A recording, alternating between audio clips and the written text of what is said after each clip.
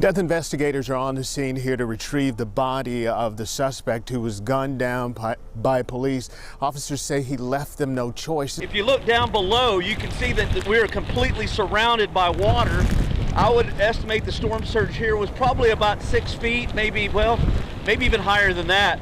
But yeah, if you wanted to leave right now, there is no way. The road to becoming a champion is rocky. Those who want its yield wrap their hands in sacrifice, jump toward achievement, bend over backwards to meet challenges, climb toward mastery. Step into the ring, where the shuffle, flow, fight to rise and stay on top will punch you in the face. Such is the case for a young champion called I got the feeling, I got the feeling, I got the feeling, I got the feeling, I got the feeling, I got the feeling. I feel big, I feel giant, I feel king. I got the feeling, I got the feeling, I got the feeling. La Bombita.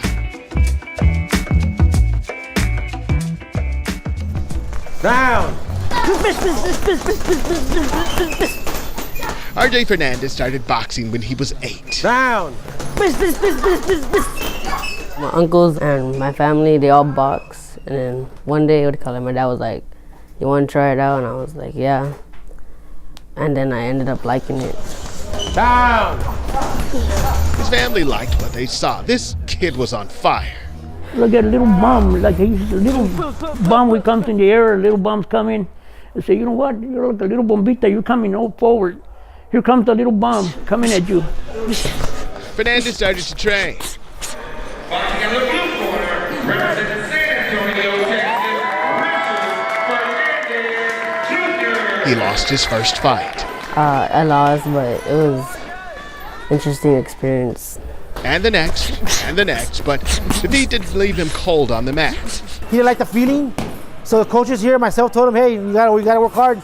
You gotta be focused." So ever since then, he won like 30, 40 in a row. There you go. At 14, his budding boxing career seems prolific. With a record of 74-6, he has 16 national and state championship belts. He's number 1 in the country in his weight class, a ranking he's held for 4 years. I know that being ranked, sometimes gets to people's head, and but not to him. He stays humble, stays in the gym. But I gotta keep training because there's always gonna be somebody training harder out to fight you, out to get you. The young fighter has become so skilled, he has to travel out of his native San Antonio to find competitors. So the only time he gets to fight, when you go to tournaments. Tournament, you can't say no. You're in that weight, you're gonna fight him. To this kid, family is everything. They are ingrained in every bout he's ever won. No matter what, he's my champ. I was gonna join soccer, but I'm already in basketball. Then I might do baseball too. Outside the gym, Fernandez is a freshman at Holy Cross High School. He's a good student whose plan A is academics. I want to become a professional boxer. Before that, I want to go to college at University of Texas, Austin. Thank you. Boxing can be as consuming as hitting the books. Keep working, keep working. Both require a focused student. Fernandez is potent with prestige, or so says the uncle, whose pictures and championship boxing career inspired La Bombita in the first place. I actually see Olympic talent in him. Down. Former boxer and noted trainer Arturo Ramos trains Fernandez. Down. He says the team has a realistic shot at Olympic gold. He's one of the few boxers who, when you put him in a ring, you know you're getting 101% out of him. You're not getting anything less. Boxing isn't the only constant for Fernandez. Let's go, let's go, let's go. When he leaves the gym or anywhere else, his father, Richard, Come on. who's his best friend, 10 seconds, go. is there cultivating his son's life and talent. Got a little sweat going, right? Even though it's like 22 degrees.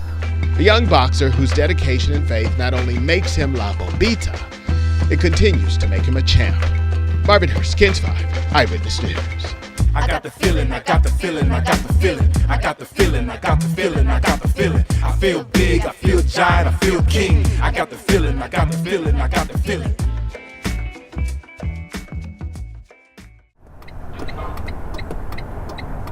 On a normal day, Roy Randall from Alabama is moving cargo. He packs up his 18-wheeler and drives from the Carolinas to Tennessee to San Antonio. I start about 6 in the morning and go all day until my 11 hours is up. And then once I'm done, wherever I'm at, and I go find me a corner and I let it rip. In Roy's downtime, he turns up the music on the radio. And plays along with his trusty companion, a 1980s Benj trumpet. And as long as I don't get kicked out, I'm gonna play all day. His love for jazz began in his 30s. And I heard him play a Anita Baker song, and I fell in love with the sound. So the very next day, I went to a pawn shop, $40, and I bought me a trumpet. He tried to master the art using music books. But instead, he plays from the heart.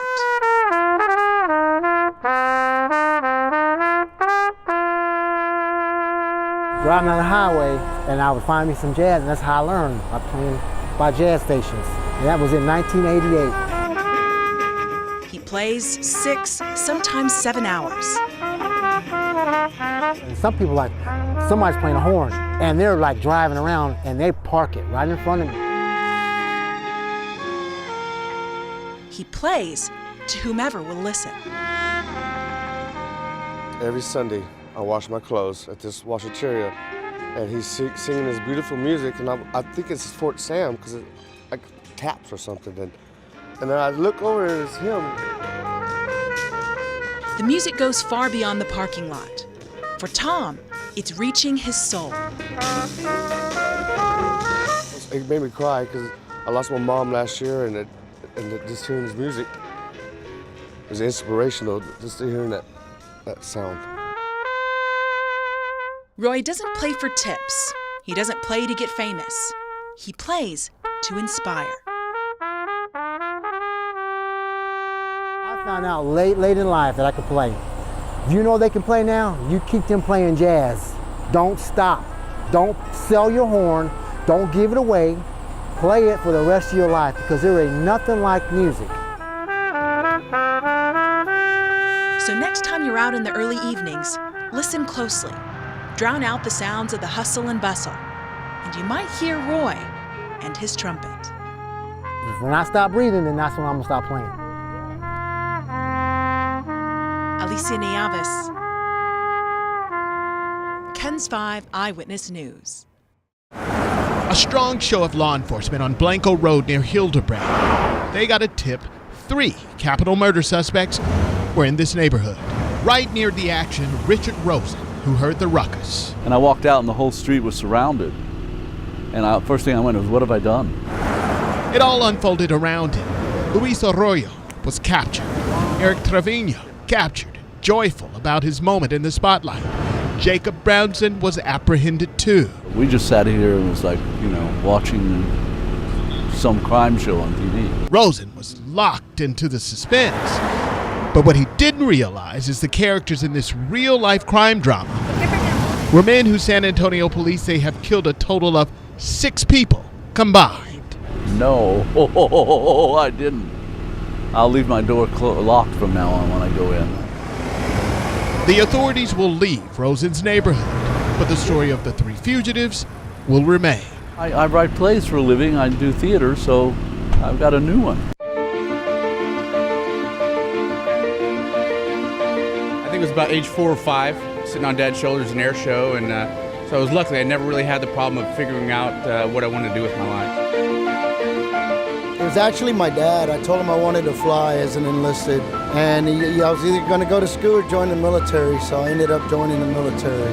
My father, I kind of followed in his footsteps. He actually used to be in this unit as a test pilot, and so I grew up in San Antonio when I was a child.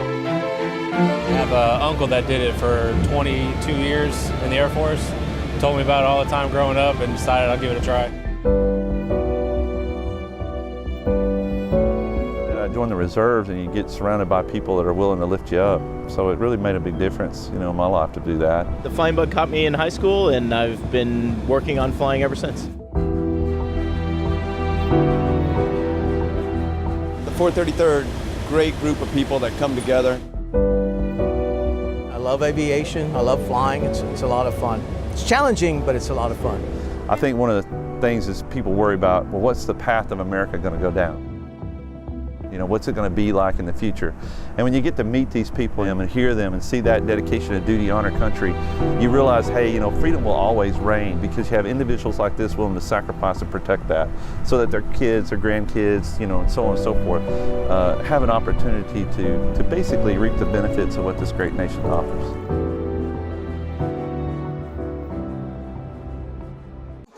Come on, baby, come on, let's go play. Come on, go. There's baby, more go, at play go. here than a game of fetch. Stay, fetch.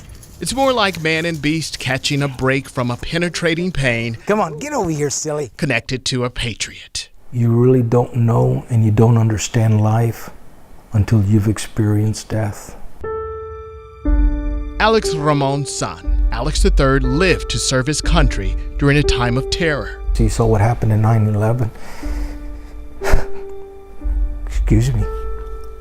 And he came up to me and he said, "Dad, I got to do something for our country." So before I knew it, he had enlisted in the Marines. And of course I was proud because I was a Marine myself. 3 combat tours in Afghanistan and Iraq. He went at 17 and he came back. He was different. You could see it in his eyes. Left his son craving for more action on the front line. The nightmares at night, the screaming, he was in terror. He tried to quiet the sounds of war in his head and heal traumatic brain injury. Doctors gave him a bevy of medications, including opioids. Alex got a service dog named Rocco to help him cope with PTSD. Not even his new furry companion could save him on December 6, 2015, when he mixed alcohol in his meds during a celebration. And it was my daughter, and I'll never forget that scream. She said, "Dad, Alex is dead." Alex had a heart attack, leaving behind a devastated family and his service dog. Rocco needed a new father. Alex's dad took on the task.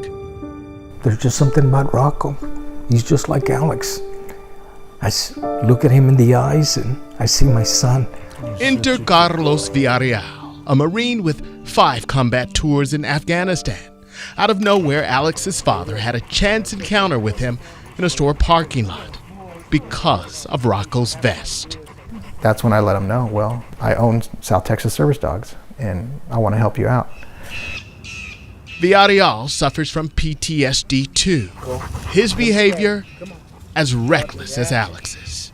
Whether it was excessive drinking, abusing my medication, or taking chances, you know, and risks in my day-to-day life. Scout, the Labradoodle, helps Villarreal through tough times so he can assist other veterans at no charge.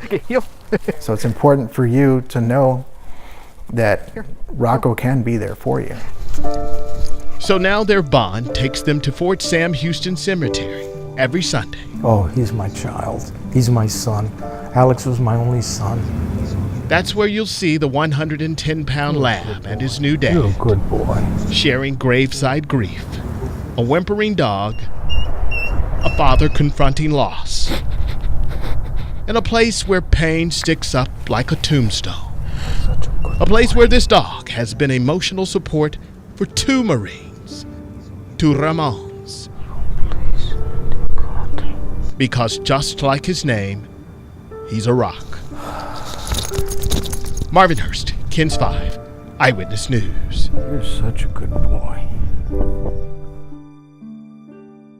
What's a bad day at the office for you? When it rains and thunderstorms and I can't go.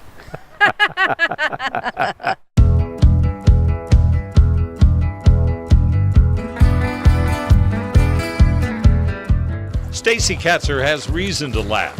This is her office. Stacy owns Texas Pack and Paddle. Proof, if you love what you do, it isn't work. 6 days a week, typically. I almost have to force myself to take Mondays off. You lead the way. All right, just follow behind me. Roughly 20 years ago, she turned her love of fishing and knowledge of area rivers into a business. Okay, I do multi-day trips, coast trips, and then I do the day trips, usually along the Guadalupe, San Marcos, Llano, I am a concession permit operator downtown San Antonio, so I do a lot of the Mission Reach. This day we reached into Kendall County, just north of Bergheim, where life runs at a turtle's pace, at least on the river. Thanks to enough rain this year, the water flow is enough, though, to create tiny rapids. Woo! I mean, the worst I've ever had is a cut finger or a stubbed toe. But also slow enough to leisurely paddle through the cool water and just soak up the beauty.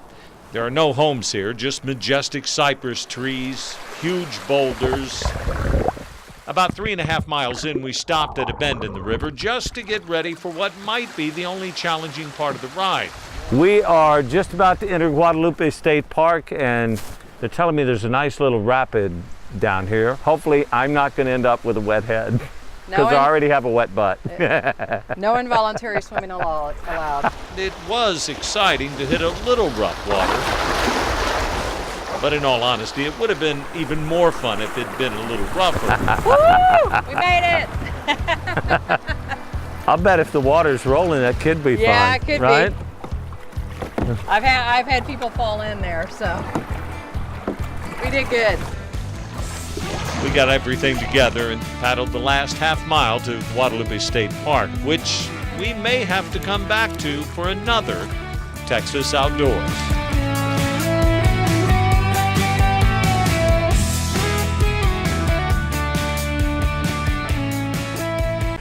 Tuesday morning's crime infused fear into the system of those whose livelihood and business are connected to this industrial park in Schertz. Yes, there was fear, but there was also outrage.